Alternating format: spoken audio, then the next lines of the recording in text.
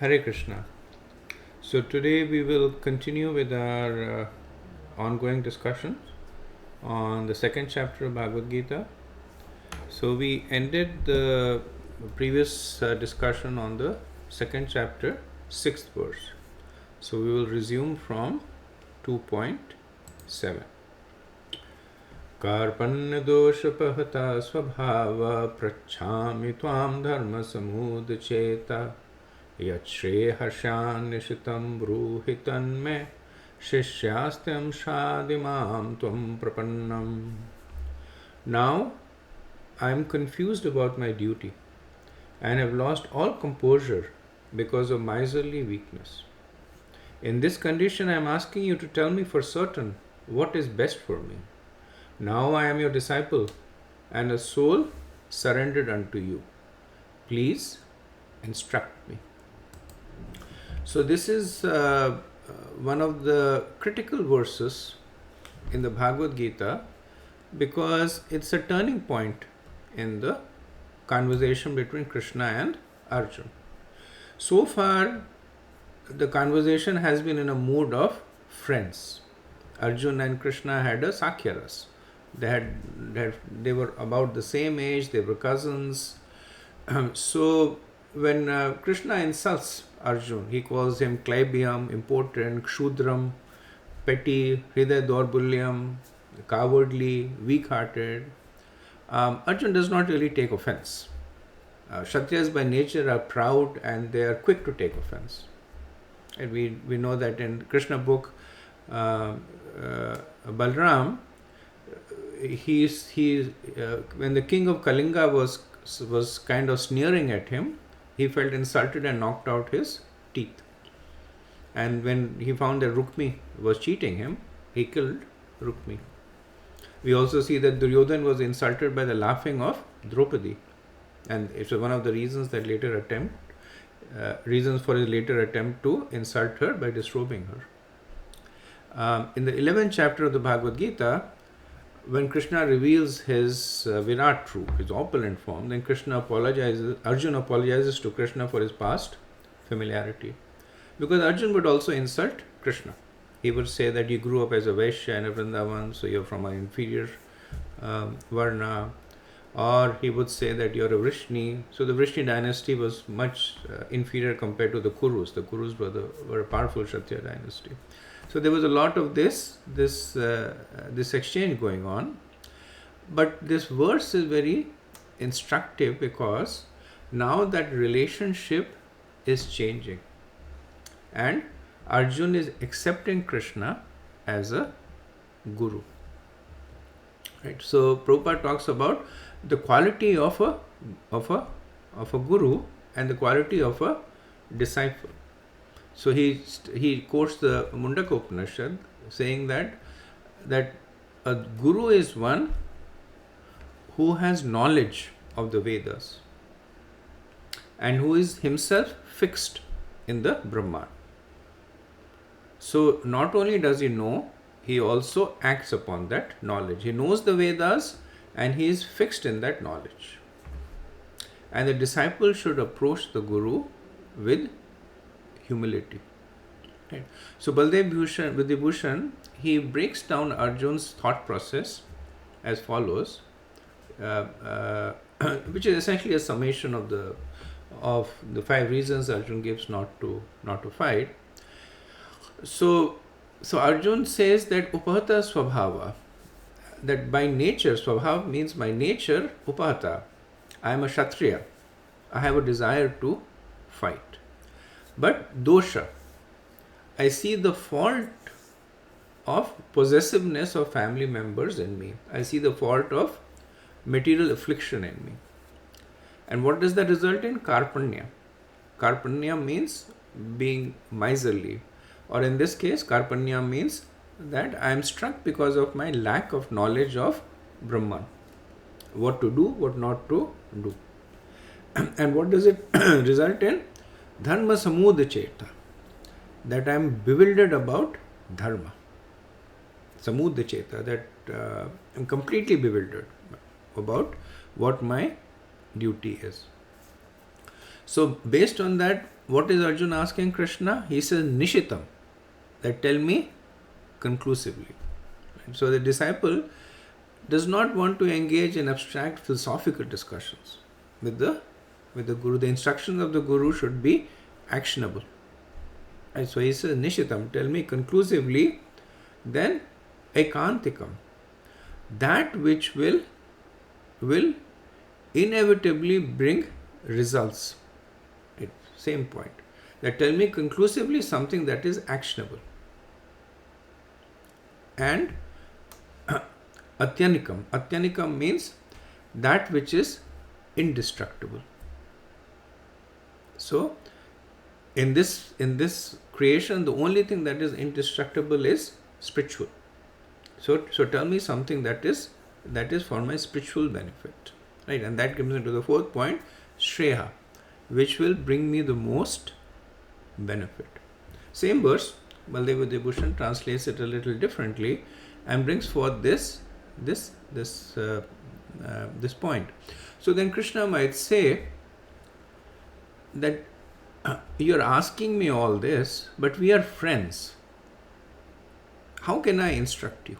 So Arjun responds by saying, Shishyastayam shadimam tvam prapannam. Right. So now I am a disciple and I am a soul surrendered unto you. Please teach me. Right. So we see this mood of a disciple approaching a guru, the qualifications of a guru and the qualifications of a disciple. So prapannam, tvam prapannam. The mood of surrender is important in the disciple.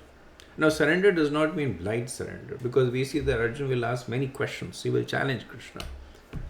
But the surrender means that once his doubts have been addressed, then Arjun says, I am completely convinced, I am ready to act as you tell me. So that's the mood of surrender. The Guru's responsibility is to answer all the questions of the disciple on the basis of the Vedas and convince the disciple about the points we made in the Vedas. The disciple's responsibility is that once the Guru has clarified the point, he should act upon it. Right? So that's why Arjun says, Prachami tvam dharma. Right? And if you remember, I was noting that the Bhagavad-gita begins with dharma. Dharma kshetra, kurukshetra. The instructions by Krishna to Arjun begin after this Prachami tvam dharma samudacheta. That now you instruct me about dharma. And the conversation ends with dharma in 1870. Dharmyam samvadam. Right? So this indicates that Bhagavad-gita is a book of dharma.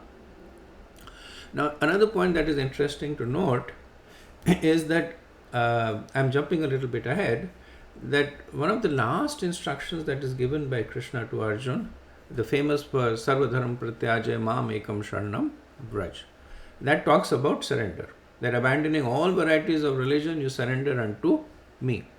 Now in this, Arjun is already saying that now I am a soul surrendered unto you. Right? He says that Shishyastayam mam tvam prapannam. So one may ask that even before Arjun speaks, Arjun hears the Bhagavad-gita, he has already surrendered to Krishna. And Krishna speaks the whole Bhagavad-gita and gets him back to the same point, that you should surrender to me. What's the point in speaking the Gita?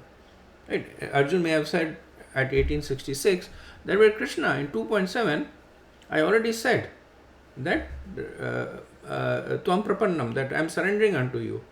And now after almost 600 verses, you're getting me back to the same point. But the difference is, as Prabhupada explains in the introduction, that Arjun's surrender at this point is based on frustration and bewilderment. Right? He says, Karpanya dosha pahata svabhava. Right? He says that I am completely frustrated and bewildered. It's not based on enlightenment.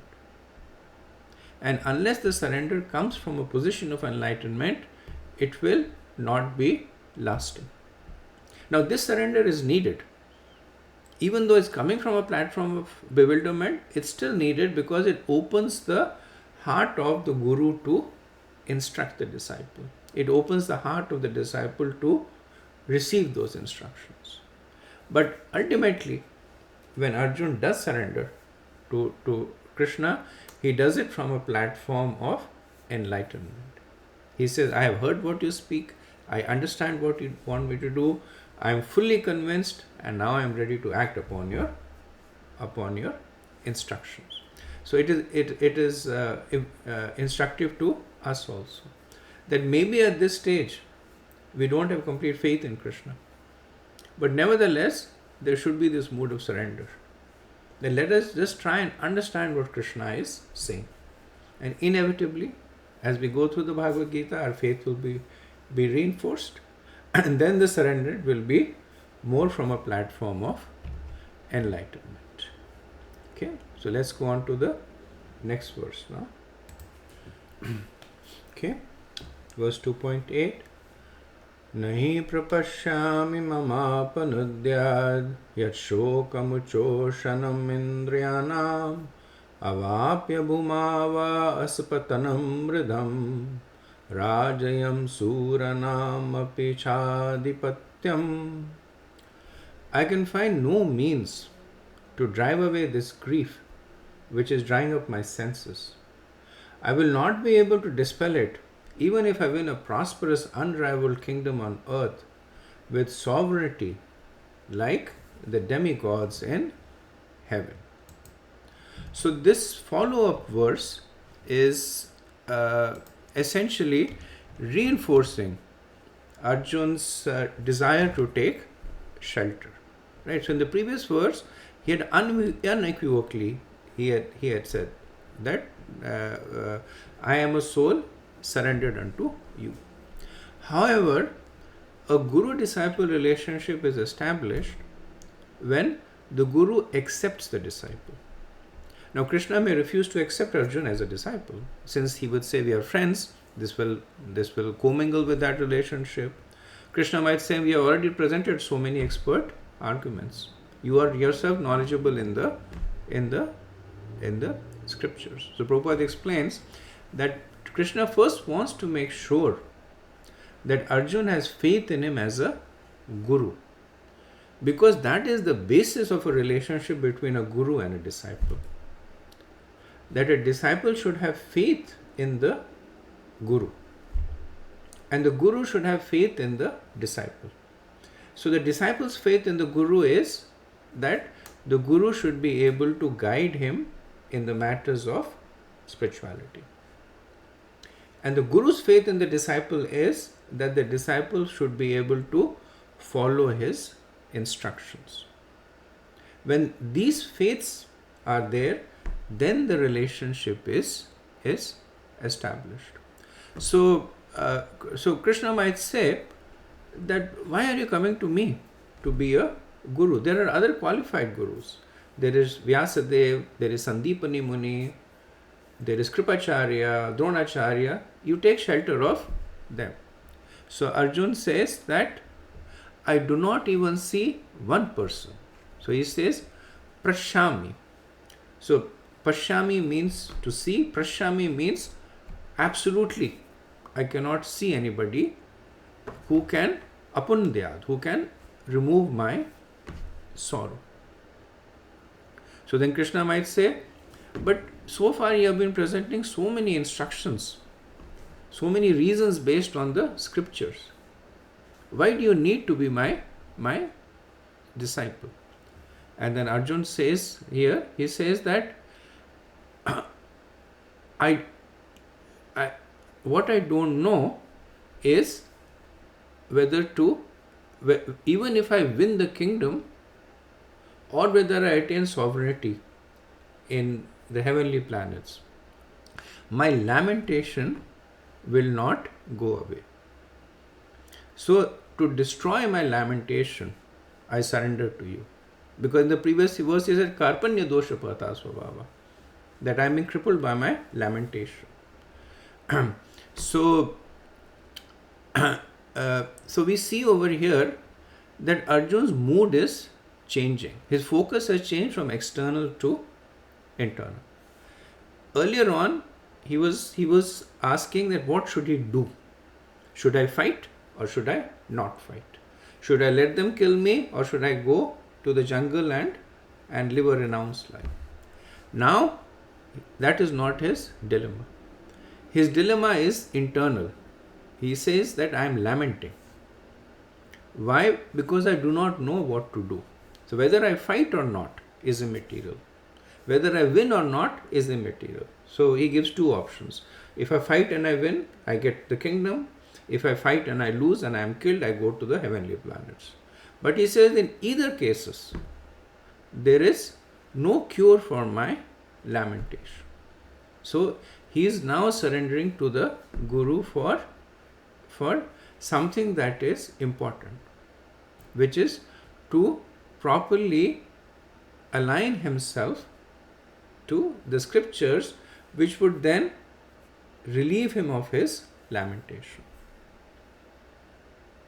So a disciple should not go to the Guru for material things. It's like fashionable for disciples to go to the Guru and say that, my Guru is teaching me how to invest in the stock market. Or they go to the Guru and ask them, is this a good time for me to buy property? Or is this a good match for my children? That's not what the Guru is meant for.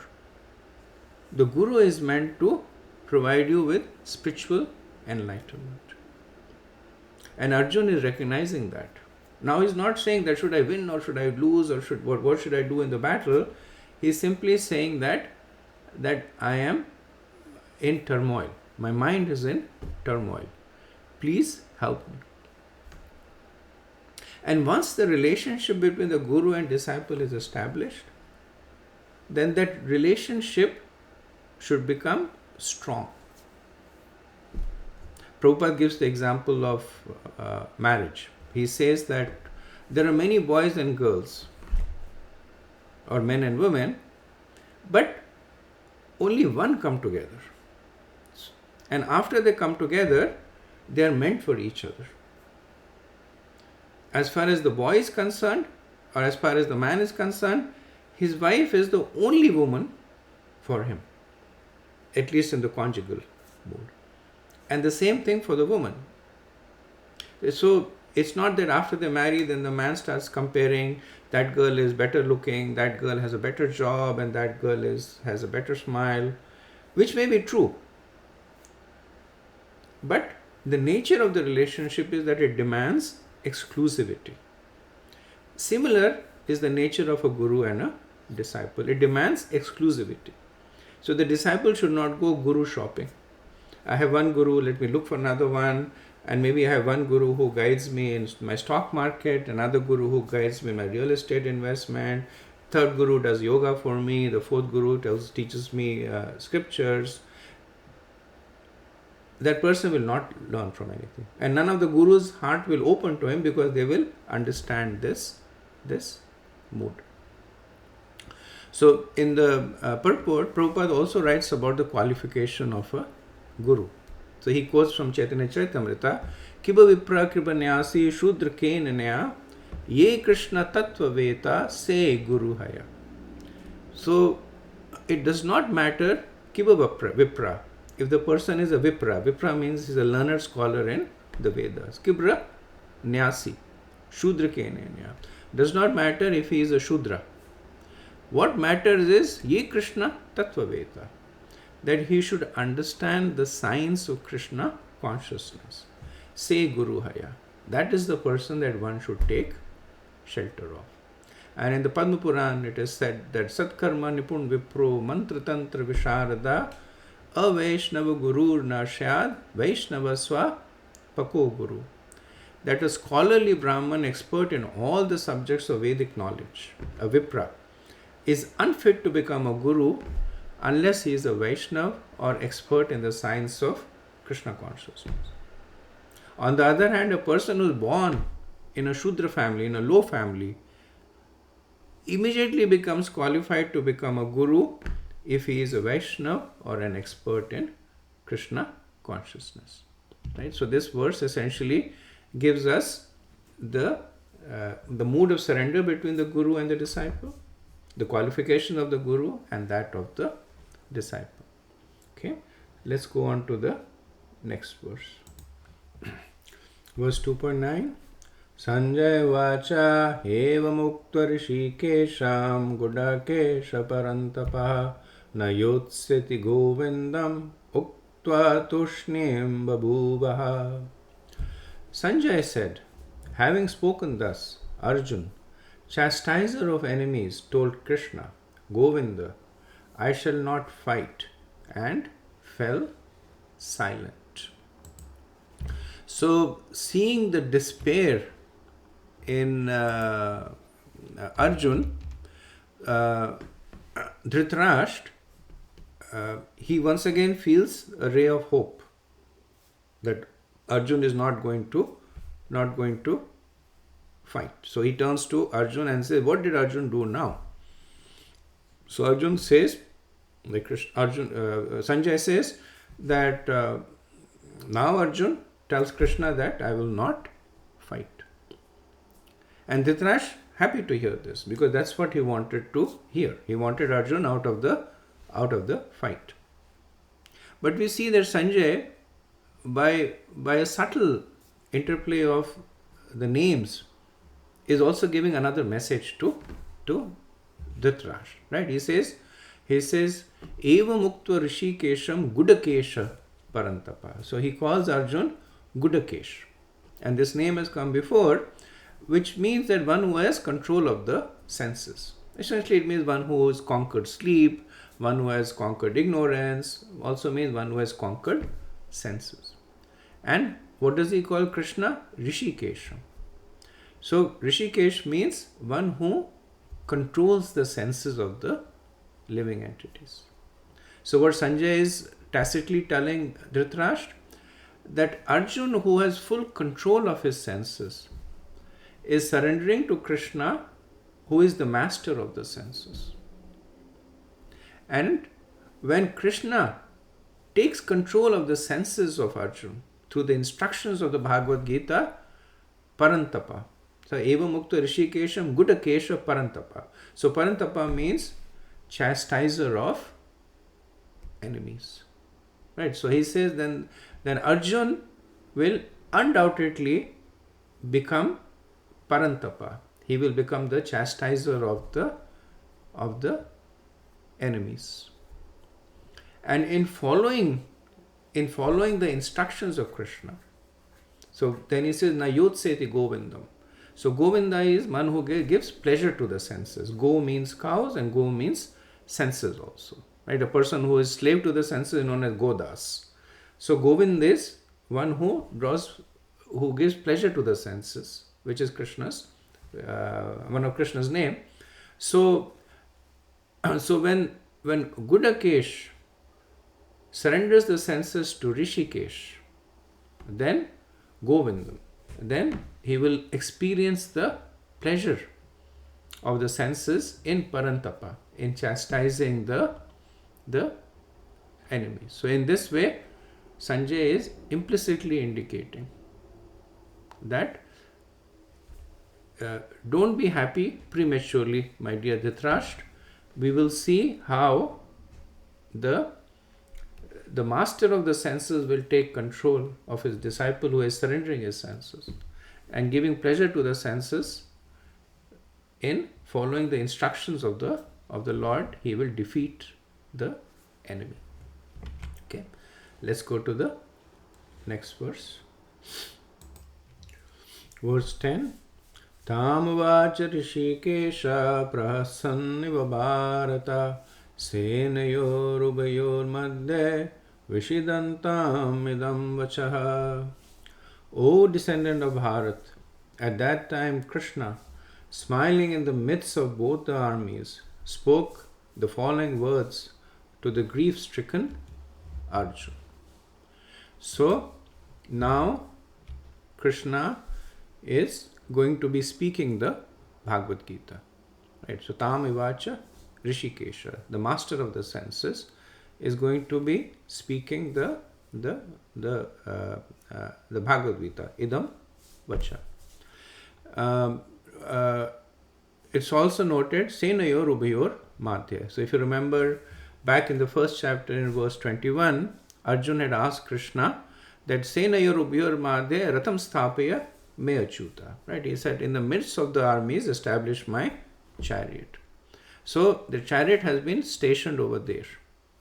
And this conversation will happen in the midst of both the armies. So Prabhupada says, so it appears that this conversation was openly exchanged in the presence of both the armies so that everyone was to be benefited. So the talks of the Bhagavad-gita are not for any particular person, society or community, but they are for everyone, friends or enemies, all cadres of people. Now, we also see that Prahassan Iva. So Prahassan means smiling, and Iva means almost. So Prahassan Iva means that a smile almost appeared on his face, or a smile having appeared disappeared. So the tail end of a smile was there, and the acharyas, they analyzed this Prahassan Eva to make different points. So one is that so far the conversation was between Arjun and Krishna as friends. And in Sakyaras, there is this joking exchange, there is this smiling. Now the mood is changing from friendship to a guru-disciple. So friendship is Sakya, a guru-disciple is Vatsalya. A guru is like the father. This is known as Rasa Sandhi, or conjunction of rasas. Like we see that in Mother Yashoda, when she opened the eyes of Krishna, the mouth of Krishna, and she saw the universal form there. So the mood changed from Vatsalya to Adbhut, to wonderment, right? So Rasa Sandhi. Or sometimes Srimati Radharani gets angry at Krishna, and the mood changes from Shringar to Raudra, from conjugal love to anger. So similarly here we see the mood of Krishna changing from that of friendship to that of guru. So whereas it is okay for friends to smile to one another, the guru is grave. He has the position of authority. So we see that smile, Iva Prahassan, is now disappearing. Or we could consider that the small smile appeared. Why? Because Krishna is happy now that the Bhagavad-gita will be spoken. One of the reasons Krishna descended was to give us the Bhagavad-gita. And as I mentioned earlier, the whole Mahabharat war, the bewilderment of Arjun, all that was leading to this point, for the Bhagavad-gita to be spoken. And now that everything is properly situated, Krishna will speak the Bhagavad-gita, so he is happy. So there is a smile there. Vishwanath Chakravarti says Krishna is also smiling because of the position of Arjun. That Arjun, great Kshatriya warrior, is now Karpanya Dosha Pahata Svabhava, right? He is completely bewildered, and after making so many tall proclamations, he says that I have no idea what to do. So it's not a sneering smile, but it's a smile of love, saying that don't worry, things will be okay now. So now that Krishna is reassured by the complete mood of surrender from Arjun, now that Krishna has accepted Arjun as a disciple, he will speak the Bhagavad-gita. Okay, so moving on to the next verse. Okay, verse 11. Sri Bhagavan Vacha Asochanya Vasochastvam Pragyavadam Chabhashase Gatasuna Gatashumscha Nanashuchanti Panditaha.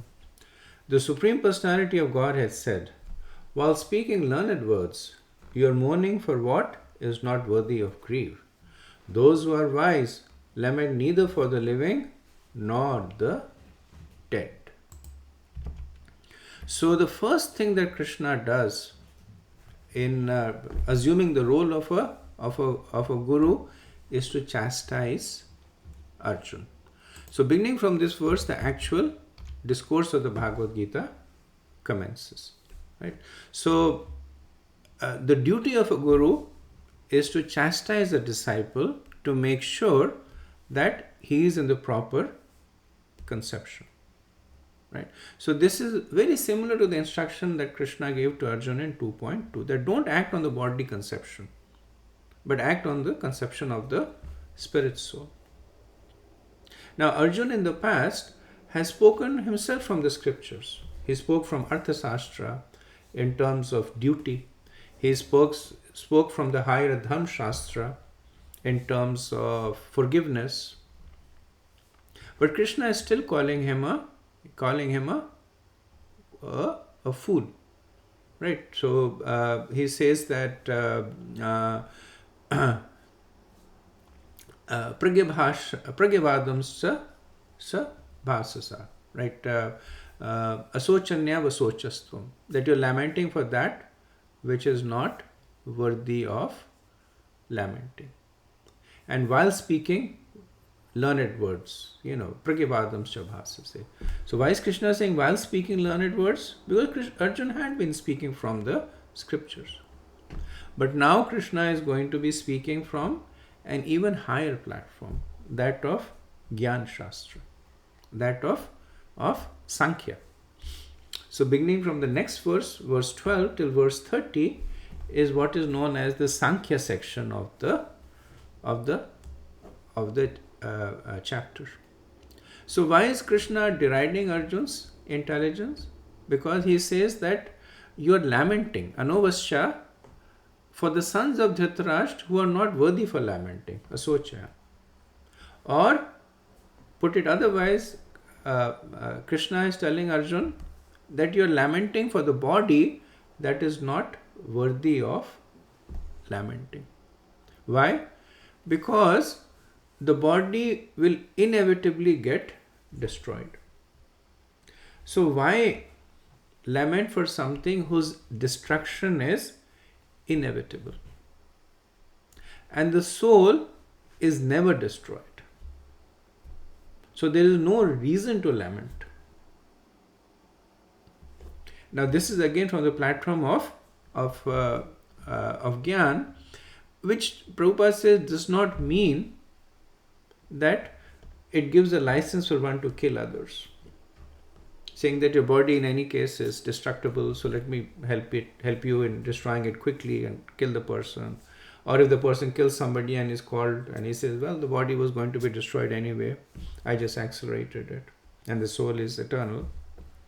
Because the consideration has already been given that as per the principles of the scriptures, as per the laws of morality and ethics, as per the legal system, so that has already been made, that Arjun's presence in the battlefield is supported.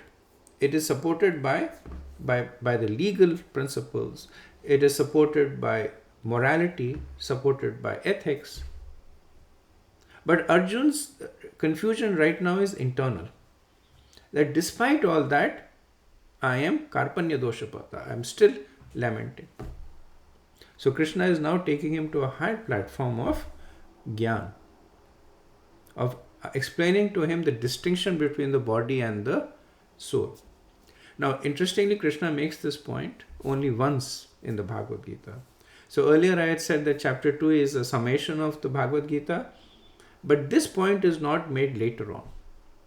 And the reason is that this is a fundamental point, that if a person does not accept the existence of a soul, then there is no point in the person reading the Bhagavad-gita.